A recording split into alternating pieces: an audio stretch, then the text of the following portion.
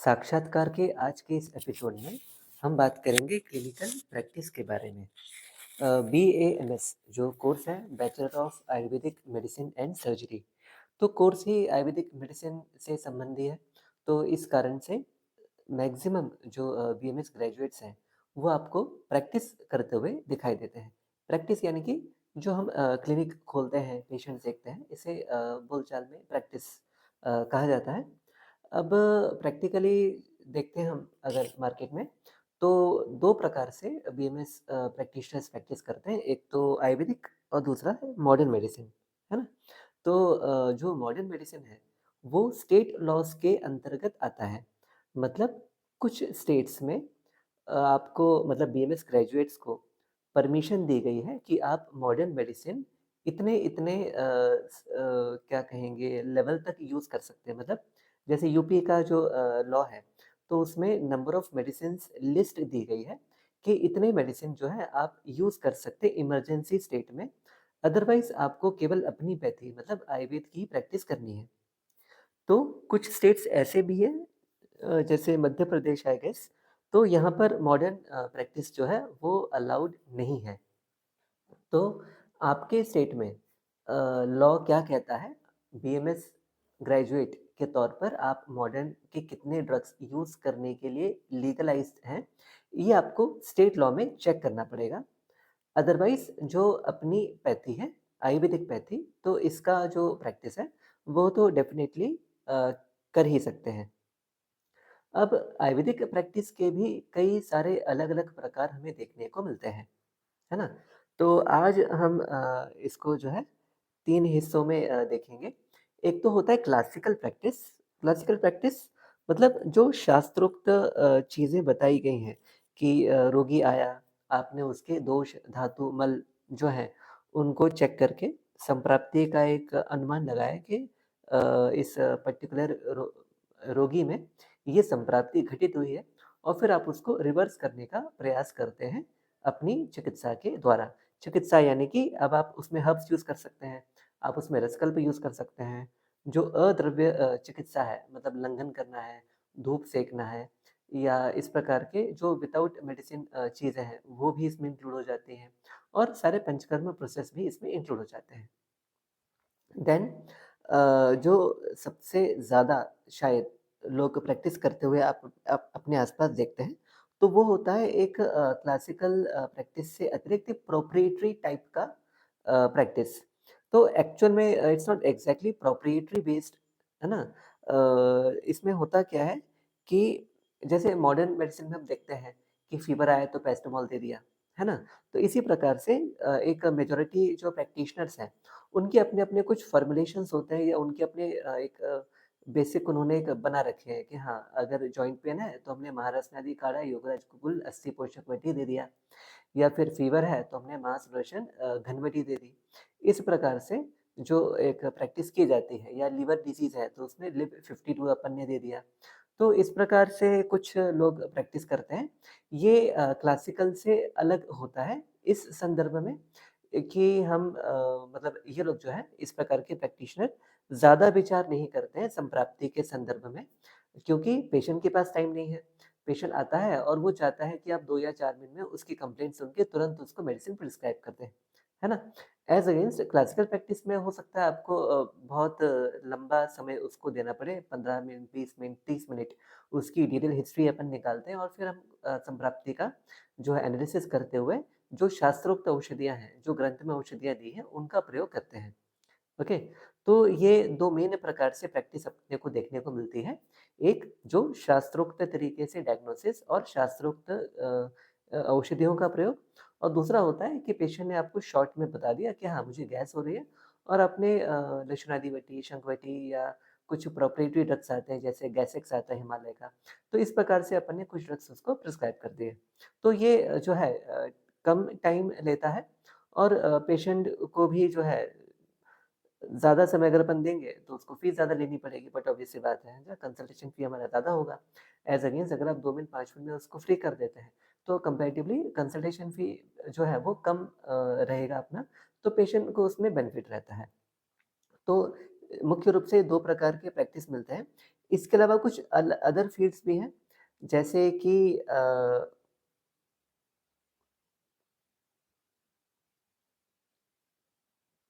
विद्यकर्म, अग्निकर्म, क्षारसूत्र, पंचकर्म, फिर कुछ special interest लेते हैं, जैसे कुछ बीएमएस प्रैक्टिशनर केवल साइकियाट्री के पेशेंट देखते हैं, कुछ बीएमएस प्रैक्टिशनर केवल स्किन के पेशेंट देखते हैं, इत्यादि। तो सबसे पहले हम जो शास्त्रोक्त क्लासिकल आयुर्वेदिक प्रैक्टिस है, उसकी बात करते हैं। तो क्लासिकल आयुर्वेदिक प्रैक्टिस जो है, जैसे हमने अभी शॉर्ट में बताया था, ये शास्त्रोक्त प्रैक्टिस होती है, जो शास्त्र में बताए गए हैं प्रिंसिपल्स, मतलब निदान कैसे करना है, संप्राप्ति कैसे बनानी है कि इस पेशेंट में इस प्रकार से व्याधि की उत्पत्ति हुई है, और फिर शास्त्रोक्त चिकित्सा सिद्धांत का प्रयोग करते हुए कैसे उसको रिवर्स करना है।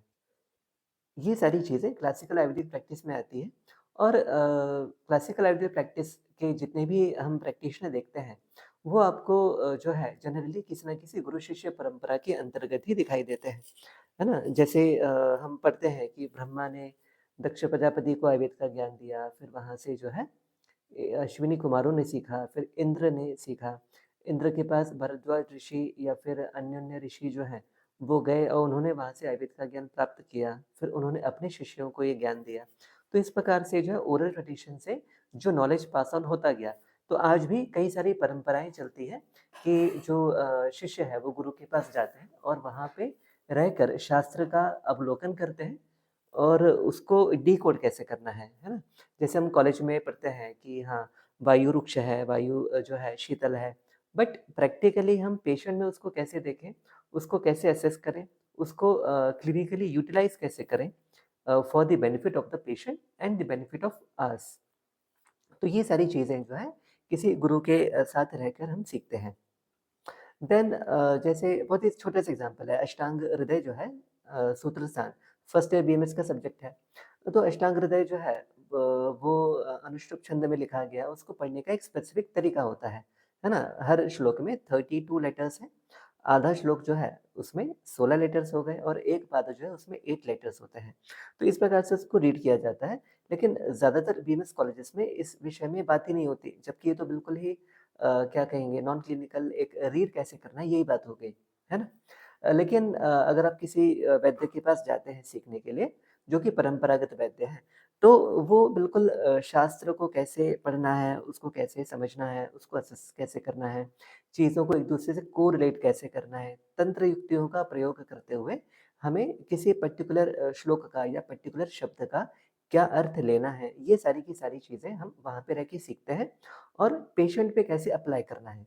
जैसे लिखा है कि वायु रुक्ष है, शीतल है, तो पेशेंट में आपने कैसे देखा? या फिर कृष्णता जो है, ये वात वृद्धि में भी मिलता है और पित्त के वर्ण में भी हमें कृष्णता देखने को मिलती है। तो जब पेशेंट सामने आता है, तो हम उसमें कैसे जानें कि ये जो ब्लैकनेस आई है, ये वायु से है या पित्त से है? तो इस प्रकार से ये सारी चीज़ें हम किसी वैद्य के पास जब जाते हैं, तो हम वहाँ पर ये देखते हैं, सीखते हैं। संप्राप्ति कैसे बनानी है, मतलब संप्राप्ति कैसे बनाने का अर्थ ये है कि डिज़ीज़ किस प्रकार से हुआ है, इसको हम कैसे असेस करें, कैसे हम अपने दिमाग में मैपिंग करें कि हाँ, इस रोगी ने पहले ये हेतु सेवन किया होगा, फिर ये दोष बिगड़ा होगा, फिर वो इस स्रोतस में या इस धातु में जाके उसको दुष्ट किया होगा और फिर ये सिम्पटम्स हुए होंगे, है ना? क्योंकि जब आपको प्रॉब्लम पता होगी, तभी तो आप उसको रिवर्स कर पाएँगे, उस चेन रिएक्शन को ब्रेक कर पाएँगे। तो संप्राप्ति को कैसे पिक करना, उसका विघटन कैसे करना, ये सारी चीज़ें हम जनरली वैद्य के पास जाके सीखते हैं। तो सही तरीका तो ये है कि जब एडमिशन हो जाए, तो एडमिशन के साथ ही हमने फर्स्ट ईयर में ही किसी वैद्य को जॉइन कर लेना चाहिए, ताकि जो हम जनरली सोचते हैं बीएमएस वाले स्टूडेंट्स कि पदार्थ विज्ञान है, तो ये क्या है, क्यों है? या फिर श्लोक है, तो क्यों याद करना है, इत्यादि। तो ये चीज़ें जो है इतनी क्या कहेंगे, वेग नहीं लगती हैं, है ना? क्योंकि वहाँ जब आते हैं आप, तो श्लोक का पाठ भी करते हैं, तो ग्रंथ अवलोकन करेंगे, तो आपको चीज़ें कोरिलेट करनी आती है पेशेंट से, कि ये श्लोक इस पर्टिकुलर पेशेंट पे किस प्रकार से अप्लाई होता है ना? कल ही हम लोग यहाँ डिस्कस कर रहे थे कि जो रस हैं, तो रस के पंचमहाभूत जो हैं, वो बताए गए हैं। क्यों बताए गए हैं? क्योंकि जब आप रस का कर्म पढ़ते हैं, तब आपको उस महाभूत से कोरिलेट करके देखना होता है कि हाँ, इसमें ये महाभूत है, इसलिए ये पर्टिकुलर वर्क करता है ना? तो क्लिनिकली हम अपने हम जो भी पढ़ रहे हैं कॉलेज में फर्स्ट ईयर में, है ना? Right from the first year उसको हम कैसे उसको यूटिलाइज़ करते हैं अपने पेशेंट्स में। ये चीज़ें यदि हम फर्स्ट ईयर से ही देखना शुरू कर देते हैं, तो हमारे बेसिक कांसेप्ट्स क्लियर हो जाते हैं ना? Anatomy, physiology, pathology Ayurvedic perspective से हमारे फर्स्ट ईयर से यदि क्लियर रहते हैं, तो आगे चल के आपको निदान करना और उसकी चिकित्सा करना बहुत ज़्यादा ईज़ी पड़ जाता है ना? तो इसीलिए फर्स्ट ईयर के फर्स्ट डे से ही कोई क्लिनिक जॉइन कर लेना चाहिए, जिससे कि आप संप्राप्ति विवेचन, संप्राप्ति का विघटन, फिर कब शोधन करना अवस्थानुसार किस प्रकार से करना है इन डिटेल ऑफ कोर्स ये तो जब आप प्रैक्टिकली देखते हैं तो आप जल्दी सीखते हैं। आप पुस्तक में पढ़ लिया आपने कि हाँ, पहले पाचन करना है, फिर स्नेहन करना है, फिर स्नेह शोधन करना है, फिर पंचकर्म करके अपन ने संसर्जन क्रम करना है। लेकिन आप ऐसे भूल जाते हैं, है ना? या फिर पाचन करना है तो पाचन एग्ज़ैक्टली क्या है? कितने दिन होगा? कैसे होगा? लेकिन जब आप प्रैक्टिकली अपने सामने पे देखते हैं कि हाँ, ये पेशेंट आया, उसमें ये आम के लक्षण दिखे, तो हमने ये पर्टिकुलर ड्रग यूज़ किया, है ना? ऐसा नहीं है कि आम पाचन के लिए अग्नितुंडी है, वैश्वानर है, सूतशेखर है, तो आपने कोई भी दे दिया, है ना? कंडीशन के हिसाब से रोग-रोगी अवस्था देखते हुए आपको स्पेसिफिक वो पर्टिकुलर कल्प देना ज़्यादा बेनिफिशियल रहता है। तो ये सारी चीज़ें जब हम क्लिनिक जाते हैं, तो हम उसको सामने देखते हैं। इसमें एक और बेनिफिट ये होता है कि ज़्यादातर मैंने देखा है बीएम स्टूडेंट्स कंप्लेन करते हैं कि हमें लगता ही नहीं है कि हम डॉक्टर बनने आए हैं। तो कैसे लगेगा? जब आप फर्स्ट ईयर में किसी क्लिनिक को जॉइन कर देंगे तो ऑफ कोर्स फिर आप टच में आते हैं पेशेंट्स के तो आपको वो पता चलता है कि आप जो पढ़ रहे हैं, आप जो पदार्थ विज्ञान पढ़ रहे हैं एक्चुअल में वो भी काम की चीज़ है। आप जो अष्टांग हृदय के श्लोक याद कर रहे हैं, वो भी काम की चीज़ें हैं। हम जो शरीर रचना या शरीर क्रिया पढ़ते हैं, ये केवल थ्योरेटिकल नहीं है, ये प्रैक्टिकल चीज़ है, हम पेशेंट्स में उसको देखते हैं। बस उसे टेस्ट करने का या उसके एविडेंस का जो हमारा तरीका है, वो थोड़ा-सा अलग है ना? मॉडर्न पर्सपेक्टिव से ऐसा नहीं है कि आपको हर चीज़ माइक्रोस्कोप में देखने पर दिखाई ही देगी, है ना? पर जब हम सिम्पटम्स देखते हैं, तो सिम्पटम्स हमको देखने को मिलते हैं और हम जब औषधि प्रयोग करके एक अनुमान लगाते हैं कि हाँ, अब इस औषधि से ये चेंजेस हमें पेशेंट में देखने को मिलेंगे, वो चेंजेस हमें देखने को मिलते हैं। सो दैट मीन्स कि हमने जो पढ़ा, हमने जो पेशेंट पे अप्लाई किया, वो फैक्ट है।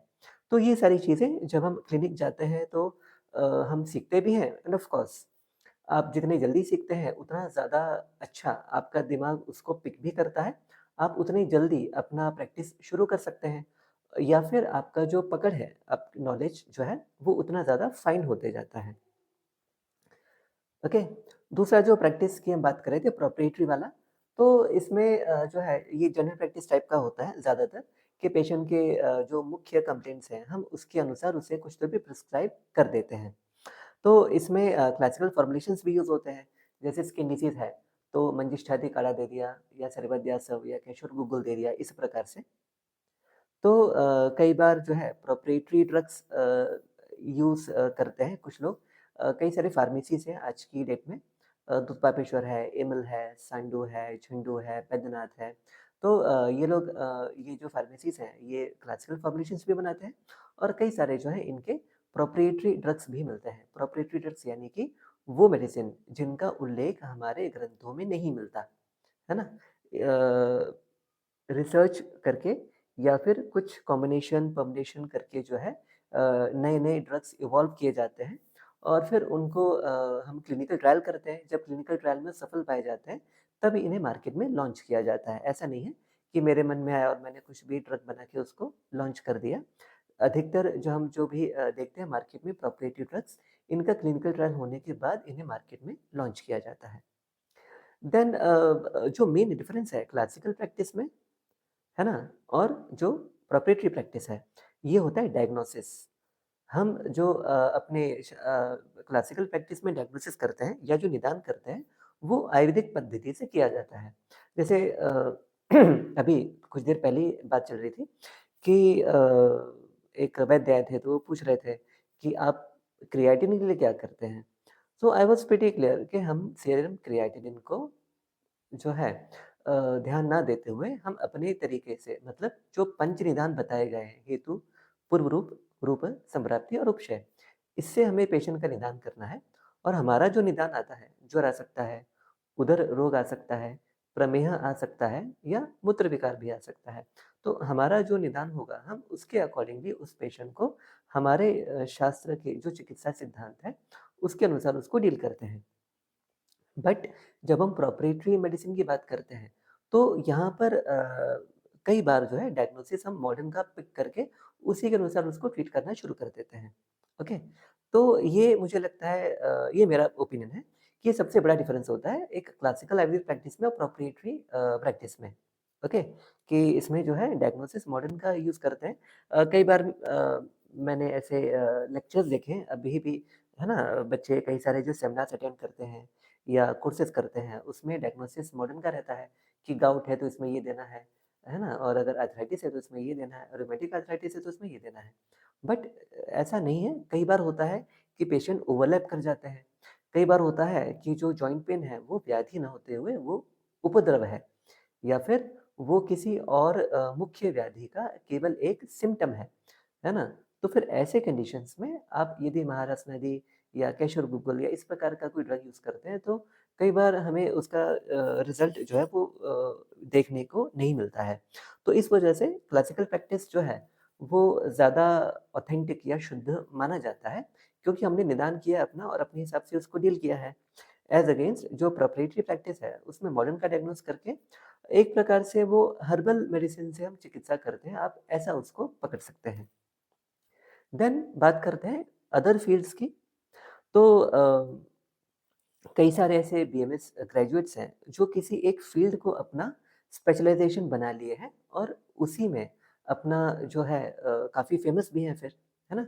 कई सारे प्रैक्टिशनर जो हैं आज की डेट में आप देखेंगे तो विद्यकर्म के द्वारा पेशेंट्स कई सारे कॉम्प्लेक्स केसेस भी ठीक करते हैं और उसी के लिए काफ़ी फ़ेमस हैं। देन अग्निकर्म, अग्निकर्म करते हैं। शारसूत्र, शारसूत्र एक बहुत ही फ़ेमस और कई मतलब कई सालों से ही फ़ेमस है कि अर्श, भगंदर इत्यादि जो कंडीशंस है, पाइल्स है, फिस्टुला है, जिसमें मॉडर्न का जो सर्जरी है, जैसे जो सर्जिकल प्रोसीजर्स हैं, वो कई बार पेशेंट्स अवॉइड करना चाहता है और वो शारसूत्र की तरफ शिफ्ट करते हैं। देन पंचकर्म, पंचकर्म देखा जाए तो आयुर्वेदिक मुख्य चिकित्सा का ही एक हिस्सा है, लेकिन लगभग शायद कुछ 2010 के आसपास एनसीएसएम ने उसको एक अलग सब्जेक्ट बना दिया और फिर आज की डेट में तो उसका क्या कहेंगे एक कंज्यूमरिज़्म टाइप का जो है डेवलप हो गया है टुवर्ड्स पंचकर्म कि हमको पंचकर्म कराना है ना? जबकि देखा जाए तो वो एक काय चिकित्सा का या फिर एक सामान्य आयुर्वेदिक चिकित्सा का ही एक अंग है कि जब हमें किसी पर्टिकुलर बॉडी पार्ट में दोष की अधिक वृद्धि हो जाती है और वहाँ से उस दोष का शोधन करना है, तो फिर आप वहाँ पे पंचकर्म कर देंगे। तो it's a part and parcel of our main treatment. Then कई सारे प्रैक्टिशनर्स जो है, भले वो एमडी हो अथवा नहीं हो, वो अपने स्पेशल इंटरेस्ट के अनुसार एक फ़ील्ड को चुन लेते हैं और फिर उसी में जो है प्रैक्टिस करते हैं। क्योंकि फिर ग्रेजुअली क्या होता है, समय के साथ उस पे कमांड आ जाता है ना? कई बार जो है मैंने देखा है पे डॉक्टर्स जो हैं, कोई स्किन का लिए बैठे हैं और केवल स्किन के पेशेंट्स देख रहे हैं। तो कुछ लोग केवल ऑर्थो के पेशेंट्स देख रहे हैं और वो भी कई कॉम्प्लेक्स केसेस जो मॉडर्न ने बिल्कुल डिनाई कर दिए हैं, इवन ऑपरेशन भी डिनाई कर दिए। ऐसे-ऐसे पेशेंट्स जो हैं प्लेन बीएमएस, है ना? डील करते हैं। क्यों? क्योंकि केवल उन्होंने एक फ़ील्ड पकड़ा और उस फ़ील्ड में काम करते-करते वो नए-नए एक्सपीरियंसेस को जो है उसमें जोड़ते-जोड़ते उसको और रिफ़ाइन करते गए अपने प्रैक्टिस को।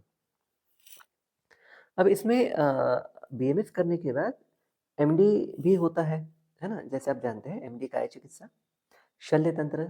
तो जो शल्य तंत्र में एमडी एमएस करते हैं, सॉरी एमडी नहीं एमएस होता है उसमें, तो वो अपने फ़ील्ड में जो है स्पेशलाइज़ेशन कर सकते हैं। जैसे श्वास सूत्र करना है या छोटी-मोटी सर्जरीज़ जो कि अलाउड हैं एनसीएसएम सिलेबस के अनुसार और स्टेट लॉज़ के अनुसार, तो वो सर्जरीज़ करते हैं।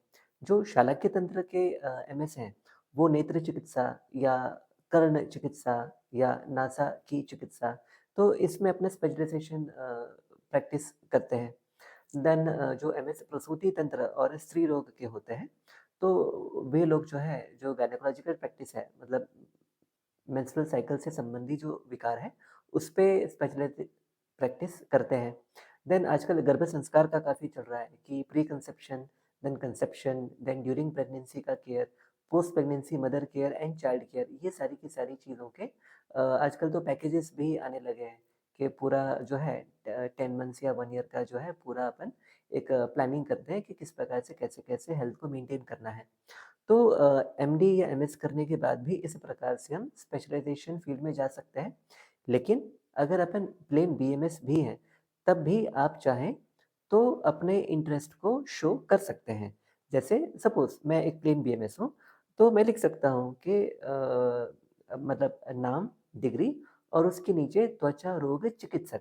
आप विशेषज्ञ नहीं लिख सकते क्योंकि आपके पास मास्टर्स की डिग्री नहीं है, लेकिन आप त्वचा रोग चिकित्सक भी अगर लिखते हैं, तब भी लीगली भई हम बीएमएस हैं तो आप त्वचा रोग चिकित्सा कर सकते हैं।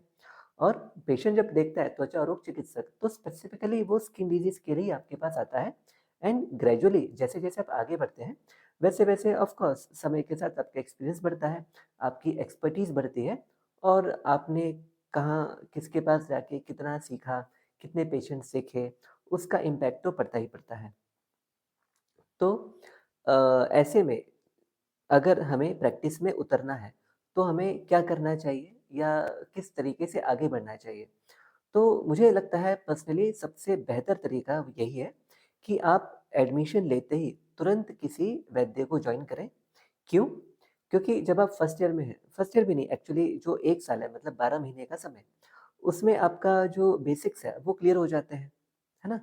फिर जब आपका दूसरा साल शुरू होता है मतलब नेक्स्ट 12 महीने, अब आप जो है उस क्लिनिक में रहते हुए डायग्नोसिस पिक करना शुरू कर देते हैं। पिक नहीं एक्चुअली देखा जाए तो जो आने वाला 1 साल है, उसमें आप बहुत ही कंफर्टेबली चीज़ों को पक्का करना शुरू कर देते हैं कि ये पेशेंट आया तो इसमें ये दोष दृष्टि है, ये धातु दृष्टि है और इस प्रकार की संप्राप्ति बनी होगी। ओके? और जो उसके बाद का 12 महीना होता है, उसमें फिर आप अपना मैनेजमेंट जो है, उस पे अपना हाथ साफ कर सकते हैं। मैनेजमेंट यानी कि संप्राप्ति ये बनी थी, तो हम उसको ऐसे रिवर्स करेंगे। अब ऐसे रिवर्स करने के लिए हो सकता है हमें वमन करना पड़े, हो सकता है शमन करना पड़े, हो सकता है उसको लोकल कोई ट्रीटमेंट देना पड़े, है ना? और जब हम किसी रोगी को सपोज़ वमन देते हैं, तो उसके बॉडी में फिज़ियोलॉजिकली क्या-क्या चेंजेस आते हैं, ये आपको देखने को मिल जाता है। और चूँकि आप कॉलेज में ही हैं, तो अब आपके पास ज़्यादा कोई वर्कलोड भी नहीं होता है। आप अभी भी कॉलेज फेज़ में हैं, तो आप जो भी पेशेंट देखते हैं, आपने तुरंत उसको किताब खोल के पढ़ लिया और आप कॉलेज में जो भी पढ़ रहे हैं, वो कहीं न कहीं अप्लाइड होता है।